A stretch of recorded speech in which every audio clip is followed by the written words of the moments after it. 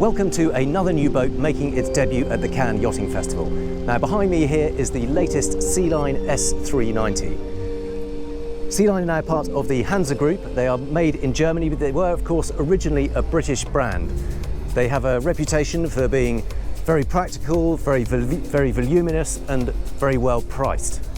So very striking new design. It follows the similar kind of vertical bow that we've seen before on some of the S330s and the S430, but now this fits in between the two models and gives a great deal of boat for the money. Now starting prices for this are around about 390,000 euros ex-VAT, but you'll see that you do get a lot of boat for your money. So while we're here we can have a quick look at the bow sunbathing area, but we'll jump on board and get a closer look at that too. Let's just go and admire the stern.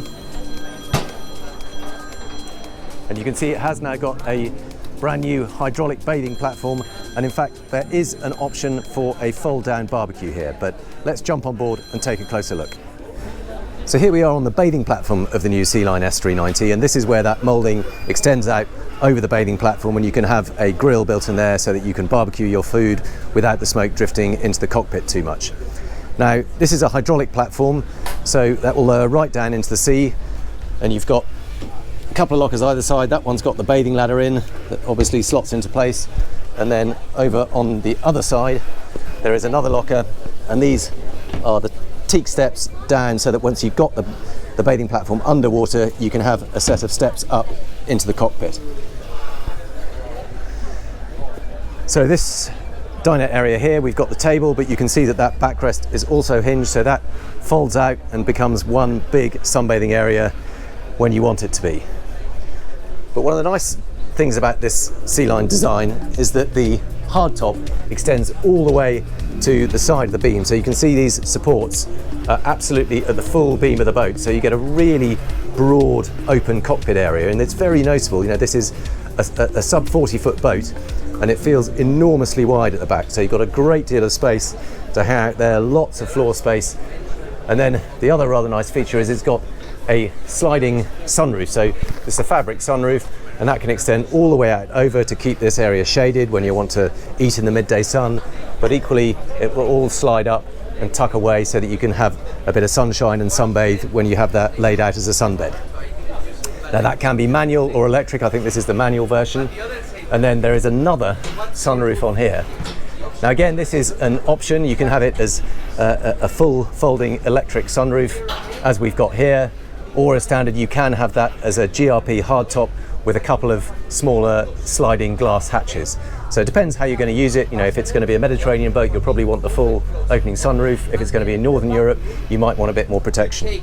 And it's the same story here. So these side screens here, these are cut away at the moment, but you can have those up to full height, again to give a more enclosed space when you want to use it in Northern European climes. Now, we've got a really good outside galley area. You know, normally on a boat this size you just have a relatively small wet bar. Here you have got pretty much a full outdoor galley, and that comes into play later on because you can have the option of a galley down below or not, but you can see you have got a proper 2-ring induction hob up here. This can be electric or gas incidentally, so if you don't want to have a generator you can have that as a gas hob. There's a cutting board built in there, and under here there is a decent sized fridge and lots of good storage there. Again, there's space for some of your actual food supplies, again in keeping with this being an outdoor galley rather than just a wet bar. On the other side you've got the sink, again another big chopping board and a bit more storage space underneath that, pop-up tap, but really comprehensive outdoor galley. And again, more storage under there. You can see you've got plates and bowls in there, so you don't have to have a downstairs galley at all. If you just intend to use it as a day boat and do all your cooking and catering outside, you can choose to do that. Now of course, because it's full beam here, the side decks don't extend down this far, so you've then got a couple of quite steep steps up onto the side decks. Now, they're not the widest side decks you've ever seen, but actually you can get both feet alongside each other and walk along there. There's a good handrail on the port side, and you've got this tallish guardrail. It's about thigh height, on the starboard side, so it does feel fairly safe and easy. You can walk down here pretty comfortably, again, given its limited dimensions. And then there's a really good sunbathing space up here. So you can see this has got built-in cushions that pop up and provide some support. They will also fold down, so you can have that flat or tilted up. And you see this U-shaped cushion that runs around the outside. The reason for that is there is also an option for a sun awning here. So this has just got the basic sun pad, but you can have that U-shaped cushion replaced with a sun awning that then folds up and provides some shade up here too. Again, slightly depends where you're going to use it. Very nice little bow area right in the forepeak. There's a kind of 3-man bench here, lovely spot to sit, have a drink of an evening. Probably going to be a little bit breezy underway, but then of course there is the anchor lockers itself. Both of these open up, they're all part of the same locker. It's just two means of having access to them. Ideally it might be nice to have them divided, so perhaps chain goes one side and then you could have ropes and fenders in the other, but it's a good sized locker, plenty of chain in there, cleats either side, and then the electric windlass. And the anchor has to protrude quite a long way forward because of that very vertical bow. You need to make sure that anchor drops clear without scratching any of the lovely GRPs. So let's go back down the port side deck. Let's have a little peer through that sunroof while we can, get an idea of that cockpit space. But really nice, beamy, versatile space. And you can see what I was talking about earlier, how these hardtop supports extend right to the edge of the boat. There is still a cleat here, and then there's another cleat right on the transom, so easy access to those. And of course you can hang the fenders off these guardrails. So there's a small step up to the helm area, if you like. And then on the port side, there is this rather lovely kind of, it's not really a navigation station or a pilot station, but it's a nice place to sit facing forward. There's a 2-person bench there. Obviously, the reason that's got a raised floor is to provide headroom in the cabin below, but actually there's enough space there to stretch out. You can put your legs in front of you and then have the sunroof open underway. You can imagine that would be a rather nice place to sit and travel. It also means you can keep your skipper company. Relatively small bench on this side. It's just about enough for 2 slim people or 1 rather larger captain, but again, nice to be able to snuggle up if it's just a couple of you on board, husband and wife, partner, whatever. Rather nice to be able to sit together at the helm here. And you can see there is a folding footstep here, so that folds up and out of the way when you want to sit down, but equally if you want to drive standing up, it gives you a bit of extra elevation. You can lift that bolster up like that and then stand on the platform, and that gives you the extra elevation you need to look out through the sunroof. And again, for that full wind in the hair feeling, it's rather nice to have that option. I'm just going to put that seat down so I can sit down, get a better view of the helm. Really nice to see that this wheel is brought nice and close to the actual driving position. Quite often you find that it works well standing but not seated. It's a bit too much of a stretch. Here it falls very nicely to hand, and again the controls for the throttles and the joystick are brought nice and close to you, so you can sit back in the chair and drive that. You can drive the whole boat on the joystick now if you want to, and certainly very handy for close quarters manoeuvring. It's not an IPS boat, it is a stern drive boat, but you can now of course have this joystick control for the latest Volvo Penta stern drive engines. Now the engine options for this are either D4 or D6. So if you go for the twin D4s, you get 320 horsepower each side. If you go for the D6s, you have 380 horsepower. Fairly conventional set of controls. They've all got their covers on. I can just sort of show you very briefly, but it's full Raymarine instrumentation under there. Hybrid touchscreen, so you can either touch it or use the little control for there. That obviously gives you access to all the usual Raymarine navigation functionality. You've got the Volvo engine screen there and 2 further Raymarine repeater screens down here, and then some fairly simple buttons for the regularly used items like windscreen wipers, bilge pump, horn and so on, and a couple of big cup holders too. Now this has the Mente Marine automatic trim control system. So you've got the trim tabs, but you hit the auto button and that will take care of it. Should make sure that the boat is running at a nice trim, at the best possible trim for the speed you're traveling at, as well as compensating for any side winds. So just before we head downstairs, it's worth pointing out, you can see this smoked glass screen. That allows light to filter down below. There's also another couple of cup holders and quite a handy place for stowing bits and bobs, mobile phones, etc. Sun hats. The covers are obviously there. I'm not going to push those out of the way, but you can see there's another little lift up hatch there, as well as a grab rail. And then sliding smoked glass door, giving access down into the cabin. Let's just lock that over to there. Now then, we drop down here. There are a number of different options for how you can have this laid out. This is probably going to be the most popular standard layout. We've got a seating area to port, a lower saloon, and then a galley over to starboard. Now, the reason I mentioned that outdoor galley is that if you decide you've got all the cooking space you need up there, then you can have this specified as a number of different ways. So one option is obviously this, the galley, and if you have it like this, you get a proper sink. There's a decent fridge under here. There we go. You can see under-counter fridge, small microwave oven, a hob. Again, that can be gas or electric depending how you have it equipped. And then there is some storage up here and behind here. I never really like it when they don't have proper sort of door handles or obvious knobs to use. You have to kind of feel around for where the actual entrance point is, but you can see there is some more good storage under there. Oh, there you go. But if you choose not to have the galley because you decide you can do all your cooking outside, then one option is to have this as a sports storage room. What Sealine are finding is that more and more people want to use their boat as a base for water sports and for things like kite foiling, stand-up paddle boards and so on. And one option is to have that just as a big storage room. So you can keep all your kit down there, it doesn't get in the way, and if you're only going to be using it as a couple and a water sports platform, then really nice to have that option. It's an unusual one, but it's quite a nice idea. The other option is to have an even bigger owner's cabin. So this is the owner's cabin forward, and to be fair, it's actually a really good space for a boat of this size. You can see that beam is carried a long way forward, so rather than it being a very pointy, slightly compromised shaped bed, you actually get a lot of space in that and a really big size bed with very little narrowing at either end.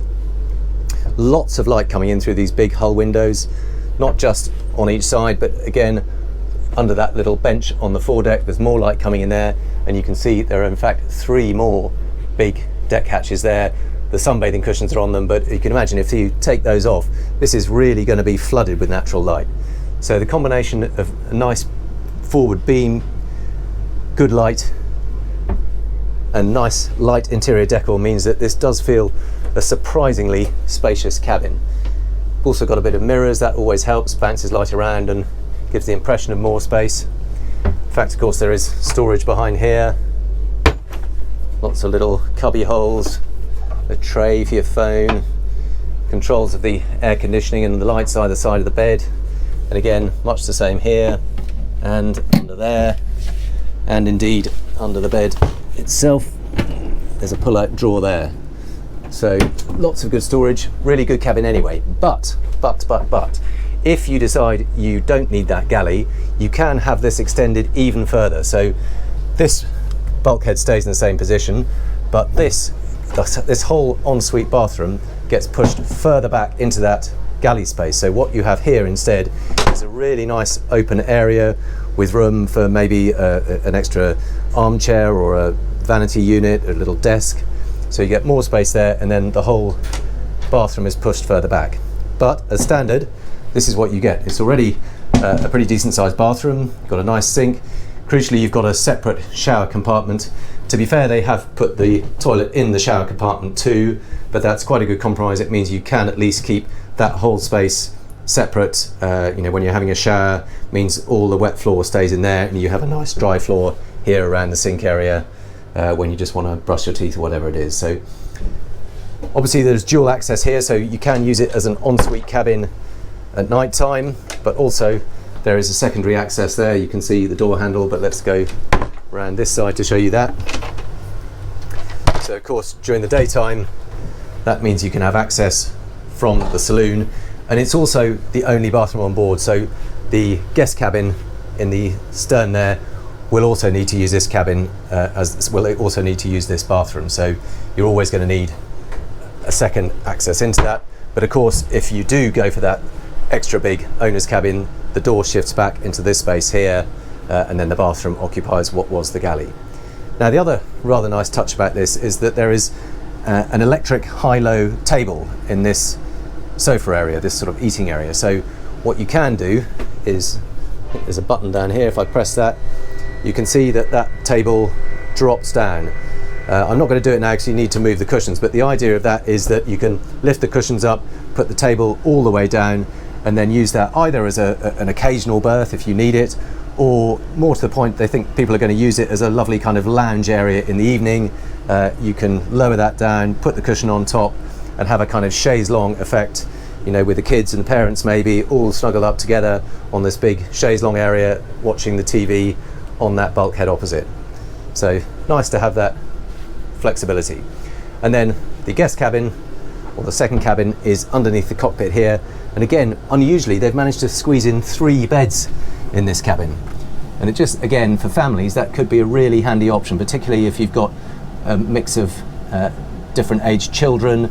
So you can have the sort of teenagers on these 2 full-size beds, and perhaps the younger one on this shorter single bed here. But really nice to have that as an option. Alternatively, you can have that spec'd out as more storage if you've just got a couple of guests on board and you're only really intending to using it with 4 people, but need a bit more storage. So again, really nice to have that option, and a good big hull window over there. So even though you're under the cockpit, there is plenty of natural light streaming in here, and a bit of storage under there. Got full air conditioning down here, full headroom, certainly full standing headroom by the door, really good sitting headroom here, and even actually when you're on the beds you can actually sit here and your hair is just about brushing the top, but you don't have to crouch. And then more storage behind here. Again, if I can find how to open it. Actually, I'm not sure those do. Either I'm not being strong enough or I'm not sure they do open. But I do know that there is storage behind here. You can see there is a full hanging locker in there. So let's make our way back out into the cockpit area. And this lovely big space at the stern of the boat. One more thing, of course, is that we need to have a look at the engine. So here you can see is the switch for the engine room itself. Just hold that button and the hydraulic ram lifts it up. I've already done half the way, but you can see that does lift up a long way electrically. It carries the table with it, but that folds nicely out of the way. And here you can see the 2 big Volvo D6 engines. Lots of space down there. Obviously with the hatch lifted up, there's really good clearance over them. There's some grating in between, so you can hop down. There is a ladder that locks into position on these little lugs here and gives really good access. So very nice and easy. You can see the clear raw water strainers for the engines. You can do those without even getting down. You can just reach down and have a pier inside there. Got the oil dipsticks and oil refills, all very neatly laid out and plenty of space. So really liking the look of that. Let's just power that down again.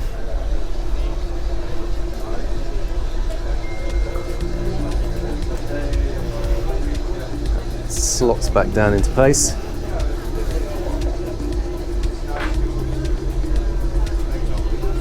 Takes a little bit of time to get there, but very nice not to have to struggle to lift that manually, or indeed crawl down a really narrow, cramped space. Now, a couple of facts and figures about the boat. We've already mentioned the price. It's $398,600 ex tax. So with those larger 380 horsepower engines, you get a top speed of 33 knots, and there's a fuel tank of 900 litres. So there you go. That completes the tour of the Sealine S390. I hope you've enjoyed watching it. I've certainly enjoyed having a look round and showing it to you, and I look forward to seeing you on the next one.